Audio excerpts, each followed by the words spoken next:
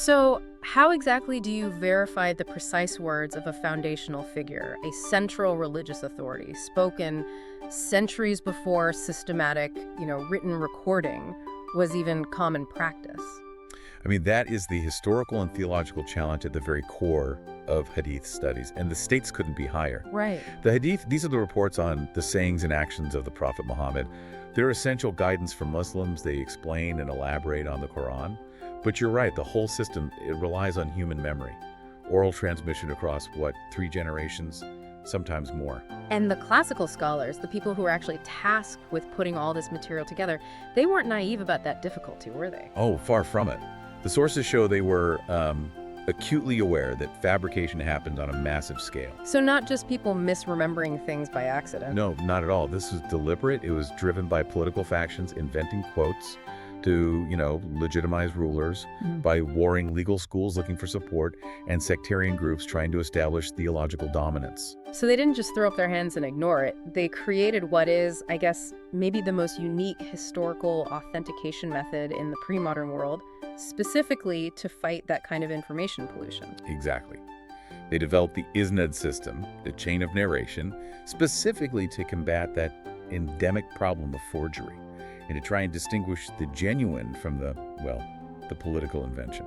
Our mission today is to really analyze this intricate mechanism, the isnad. We're going to dive into its rigorous structure, what its proponents call its world-class feature, but we also have to unpack the massive critical challenges it faces today from modern historians, from secular critics, the inherent flaws they point to. We'll be exploring those tough questions that challenge the methodological heart of the system. Questions that are sometimes considered a bit taboo within traditional scholarship. And we'll examine the diverse responses from Sunni, Shia, Salafi, and modernist scholars to give you a really comprehensive look at this. Okay, let's unpack this system of verification. I've heard it called the peer review system of the Middle Ages. So break it down for us. How does this thing actually work? Okay, so fundamentally, every single Hadith report has 2 parts, and you can't separate them. First is the matan, which is the actual text, the content of the saying itself. The story. The story, yes. And second is the isnad, which is the chain of narrators. It's always A said, who heard from B, who heard from C, who heard it from the Prophet. So unlike a modern historian who might look at the content first for, say, plausibility, the classical Islamic scholars focused on the biographical integrity of the chain. That's precisely right. Yeah.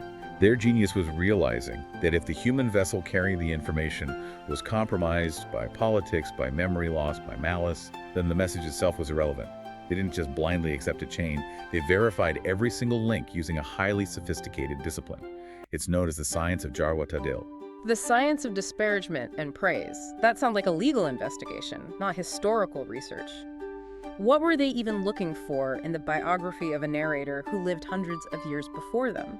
It was basically historical forensics. They created these massive biographical dictionaries called Rijal literature to scrutinize every single person in that chain. And they were looking for 3 key things.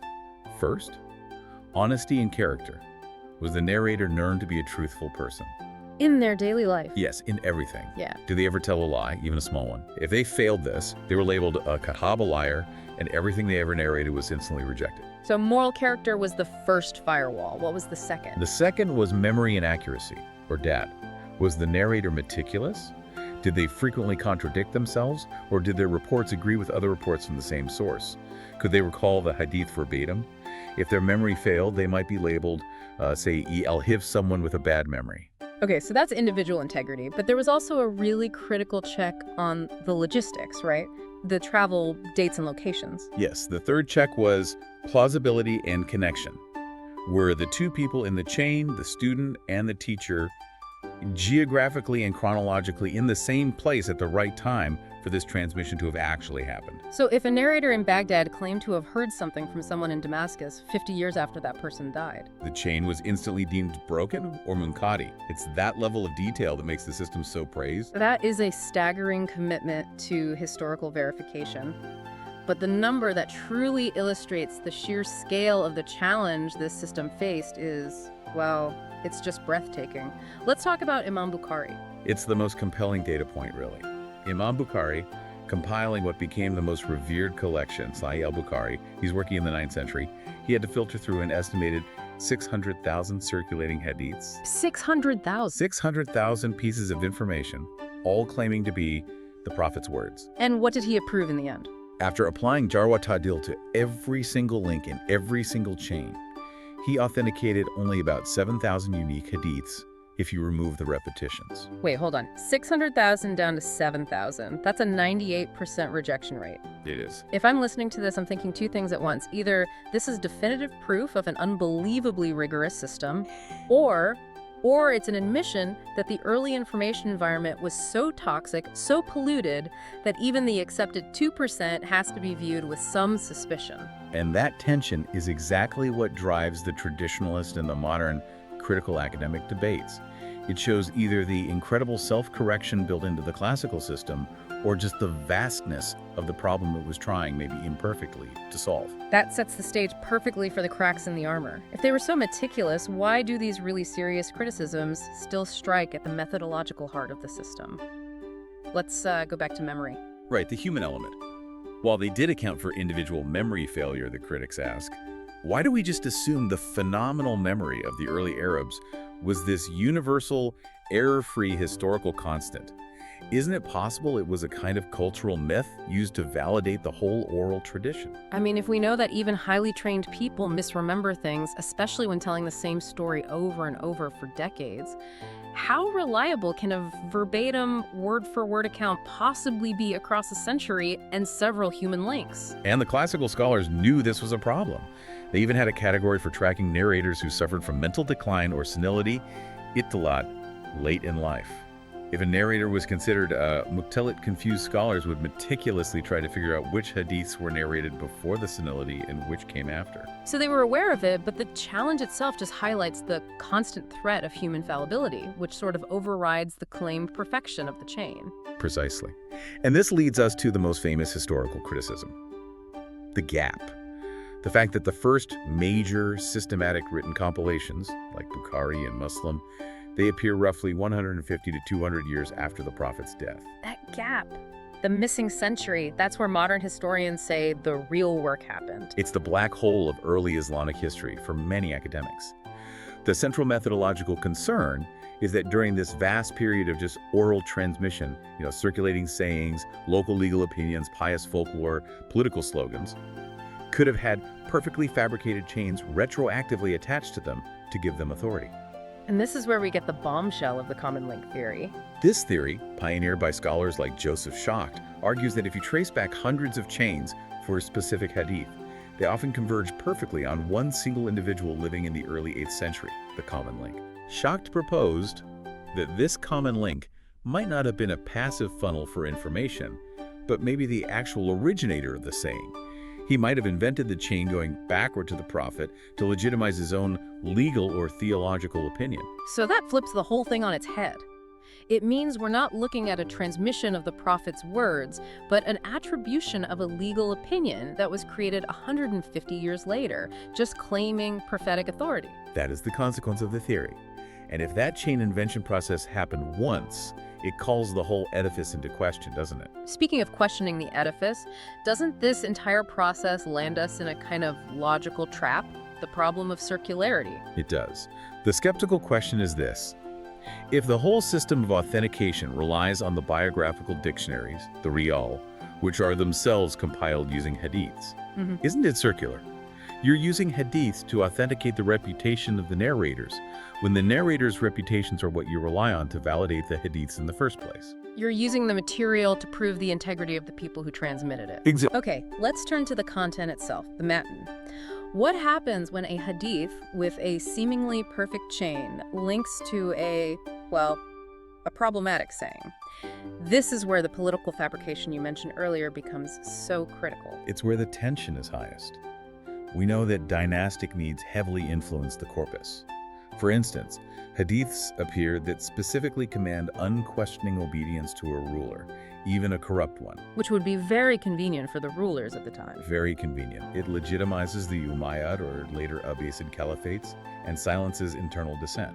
The chain might look perfectly sound, but the content serves an immediate political agenda. And this political schism is basically why the Sunni and Shia traditions have completely different hadith collections. Absolutely. The divide is methodological. The traditional Sunni methodology relies on this concept of adalat al-sahaba, the collective integrity and trustworthiness of all the Prophet's companions. The idea being that since they were closest to the Prophet, their transmission is generally accepted. Right. But the Shia view rejects that wholesale. Shia scholars reject that blanket trust because they believe many of the companions were politically biased or opportunistic or actively opposed the Prophet's designated successor. So they only rely on chains that pass through their own infallible imams. Claiming those are less prone to political corruption. Yes, and subject to a stricter Quran compliance test. Let's talk about content versus chain when the issue isn't politics, but, rational thought or science. We keep bringing up the famous example of the fly hadith. Yes, the hadith about dipping a fly into a drink because one wing carries disease and the other the antidote. A traditionalist will argue that if the chain passes the filter, then it is true, and revelation overrides human reason. Maybe modern science just hasn't caught up yet. But the modern critic pushes back, right? They'd say, if the content is absurd or scientifically impossible or ethically dubious, shouldn't that itself indicate a fatal hidden defect in the chain that the classical scholars just missed? It's the ultimate test of the chain. If the madam contradicts common sense, the modernist argues the chain is irrelevant, the hadith is flawed. Traditional scholars, however, will often deploy some complex intellectual gymnastics. They'll argue the hadith is metaphorical, or it only applies in specific, now-forgotten contexts, anything to preserve the integrity of the system. And what about when a hadith contradicts the ultimate authority, the Quran itself? This is the sharpest theological issue. Traditional scholarship usually resolves this through something called abrogation, or nashk.